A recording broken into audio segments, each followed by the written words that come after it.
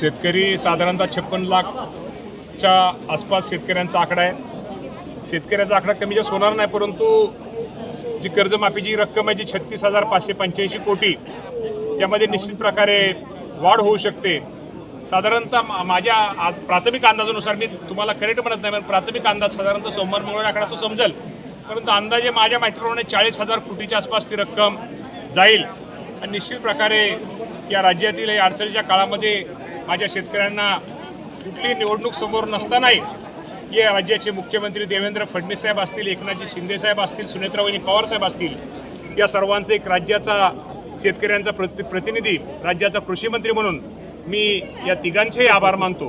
कधीपर्यंत शिक्कामोर्तब होईल? म्हणजे सतत आपल्या सर्वांना माहिती आहे तारखा वगैरे चेंज होण्याची मी आपल्या माध्यमातून सगळ्या शेतकरी बांधवांना सांगतो. ही गोष्ट खरी आहे की राज्याचे मुख्यमंत्री देवेंद्र फडणवीस साहेबांनी आणि आम्ही सुद्धा 30 जून ही तारीख दिली होती, परंतु आपल्या सगळ्यांना माहीत आहे कर्जमाफीची रक्कम ही पुरवणी बजेटमध्ये होती आणि पुरवणी बजेट हे अधिवेशनामध्ये ते चर्चेला गेले आणि ते मंजूर होतं.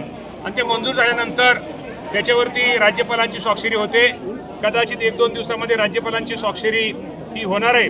आणि दुसरं आम्ही सांगितल्यानंतर आम्हाला दुसरी एक अडचण होती की आपल्याला माहिती आहे ही कर्जमाफी या राज्यातील जे गरीब शेतकरी, या गरीब शेतकऱ्यांसाठी आहे. इन्कम टॅक्स भरणाऱ्या जे मोठे शेतकरी यांच्यासाठी नाही आहे. त्यामुळं ही आम्ही या देशाच्या अर्थमंत्री निर्मला सीतारामन यांच्याकडे ती आम्ही त्या यादीची मागणी केली होती आणि मला वाटतं त्यांची पण सही आता निर्मला सीतारामन मॅडमची झालेली आहे.